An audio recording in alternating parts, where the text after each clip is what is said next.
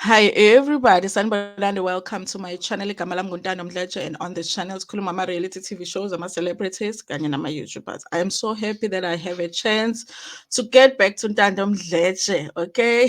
So that my OGs from this channel can actually get some content from me. I'm so happy about it. So I will be updating you guys on all kinds of gossip and news this weekend. So listen, you guys, make sure that you are subscribed to both Ntando Mdletshe and also Reality Buzz TV. There's a third channel that I'm working on, you guys, but it's going to be for certain kind of people. You guys are going to know about it very soon, and you are going to understand who those people are. And I'm very excited about that channel. I'm going as soon as I can work out my schedule on how I'm going to put content on that channel, I will let you guys know. So, keep a watch on the community post. You guys keep a watch, but for now, make sure you subscribe to both because during the week I am more on Reality Buzz TV, and then on the weekends I'm over here updating you with the news and gossip. So listen, you guys, in South Africa, a lot of the times when people have committed crime, there's a conversation that will be started about how,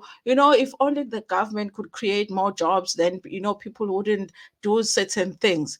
And then you find that the people that really have good jobs that are paying very well are still committing crimes. So it's like, can we really blame the government, when it comes to these things, or is it just people being greedy? Okay, because this is a guy that had a good job at KPMG, one of the best companies to work for. I believe, you guys, I can trust that the salary was okay, but he was greedy. He wanted to be a bowler. He wanted to be buying his girlfriend cars and helicopters and all of that. And this is where he is ending up. Okay, so he was working for KPMG, and I guess he was supposed to be responsible for the paying of the bursaries for the students. So obviously, every most companies will have funding that they offer to sometimes previously disadvantaged students, or sometimes academically well performing students. And so instead of paying that money to the students or to the universities where it was supposed to go, he was actually paying the money to his friends' bank accounts if they had businesses, and then they would pay that money back to him. Okay, so he got caught because there is no way that you can steal from a company whose business is auditing and accounting, and then you never get caught. Okay, I'm sure he knew it was coming. So now, you guys, of course, he's attending court because they have to decide, does this guy deserve bail? I don't know, you guys. There's no reason why he shouldn't be released on bail, the alleged KPMG scammer's lawyer. That's what the lawyer is saying, you guys. But I'm thinking that's why they paid him, so that he can say that, you guys. Listen, is this somebody that would be a danger to a society if he was given bail? I don't think so, you guys.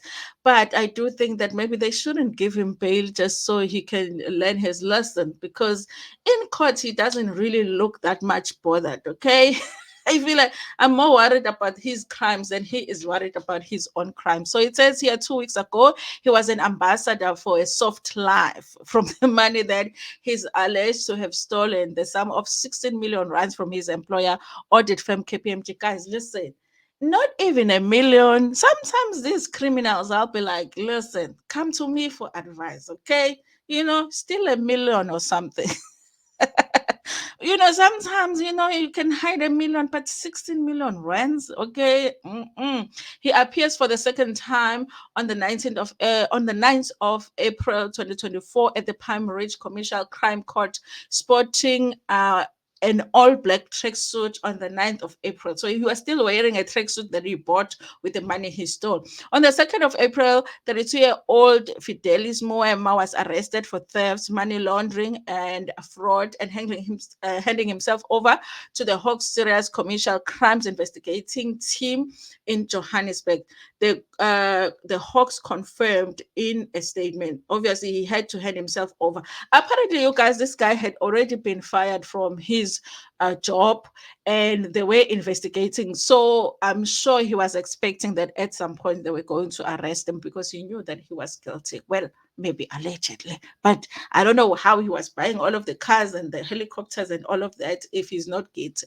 The accused was employed as a bursary specialist at KPMG. It is alleged that between 2021 and 2022, Moema misdirecting funds meant for bursary misdirected funds meant for bursary recipients. Instead of paying university fees on behalf of the students, the accused would pay the money into the bank account belonging to his friends and individuals who own the company. The money will then be transferred back to his personal bank account. KPMG has suffered a loss of 16.5 million due to fraudulent actions at further rates. Presenting the matter before the magistrate, Ukwesa State Prosecutor Advocate Valencia Dube proposed that the case be postponed as she is stationed at Johannesburg South Court for a week, also noting that the time allows for the state to also submit a bail application affidavit as the defense has already done so. Shortly after the proposal was granted, court is adjourned until the 18th of April, which is next week, and we will want to know what's happening there. That will be a formal bail hearing. I don't know, bail hearing. Hi guys, the accused is to remain in custody until then, said the magistrate Keswa. Coming to court for the first time in Fidelis, defense advocate Thomas Hlungwane tells Drum that him and his instructing attorney were more than ready for the application.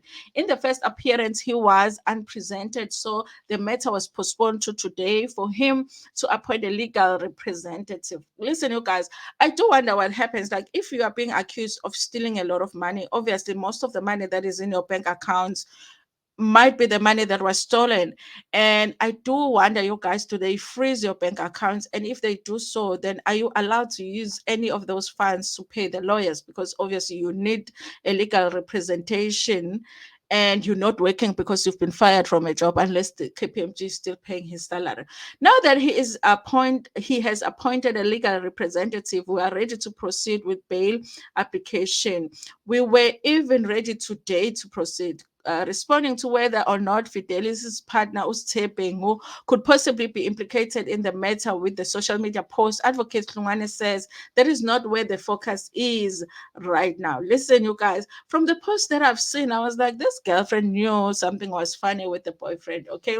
Because we all know the work that our partners do, okay? And we can kind of estimate, okay? And when he's just doing too much for you, you can like, okay, I guess I can do the countdown here because this person might be going to prison very soon. Okay. So I do feel like the girlfriend knew what was going on. Even maybe she didn't have the details or as to where the money was supposed to go, but she knew that something was off.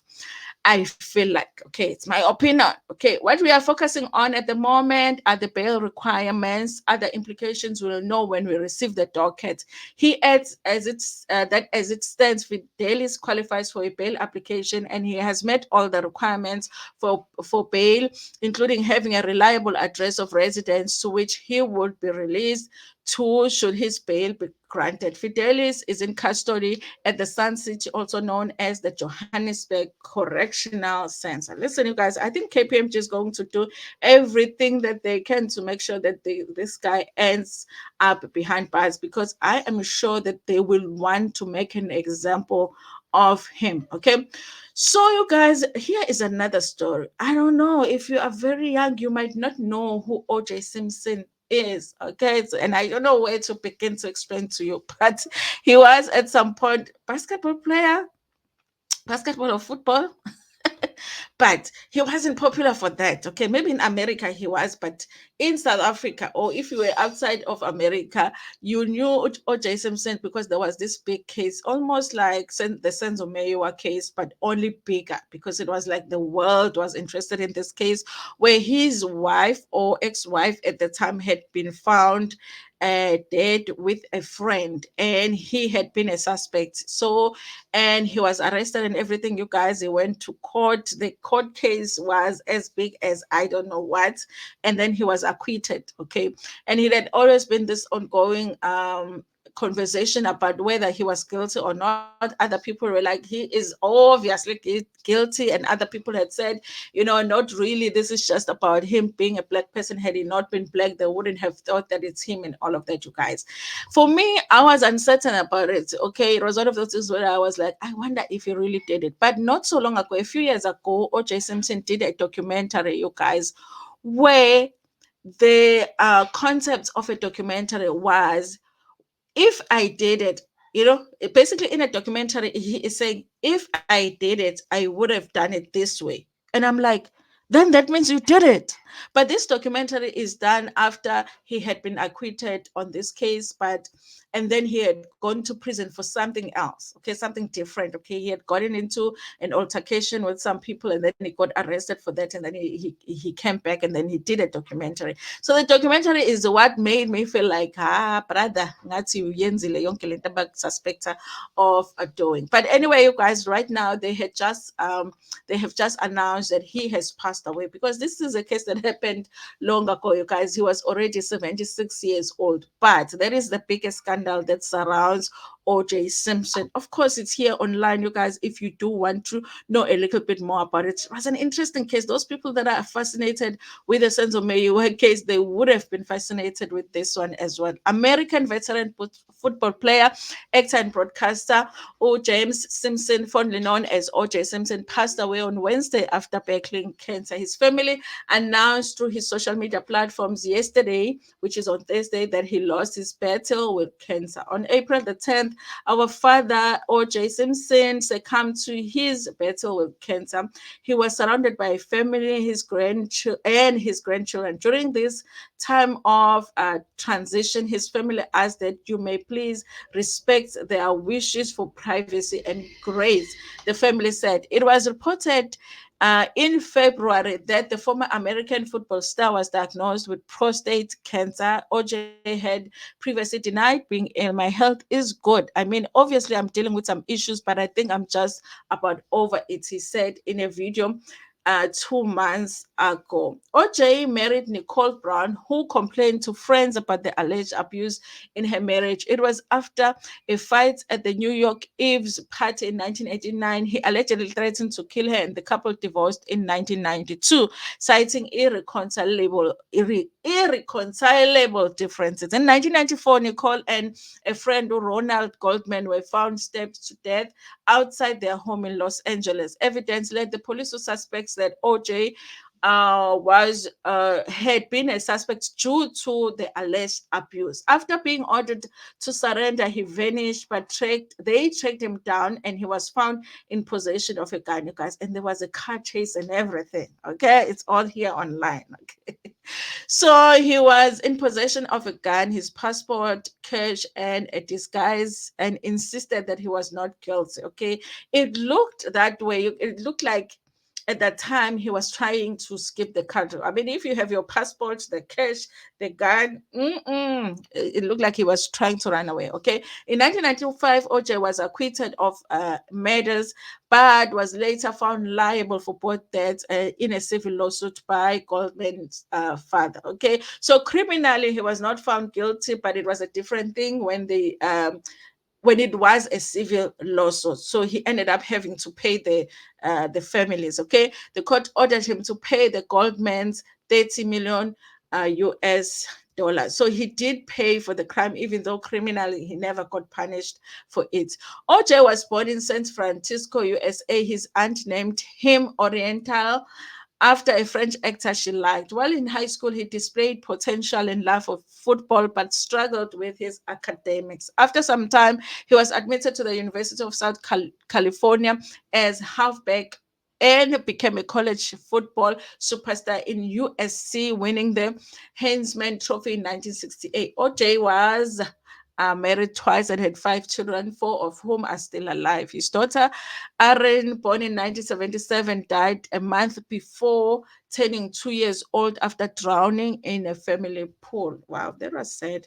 Anyway, you guys, that's what's going on. OJ Simpson has left the world. Okay, may his soul rest in peace, you guys. Anyway, those are the two stories I wanted to do so that we can hang out some more in the comment Tell me what you think about all of these stories that I did today, okay, in the comment section. Also, like the video before, Pumegana, share it with your friends, with your family, and even with strangers. Nginithanda kakhulu.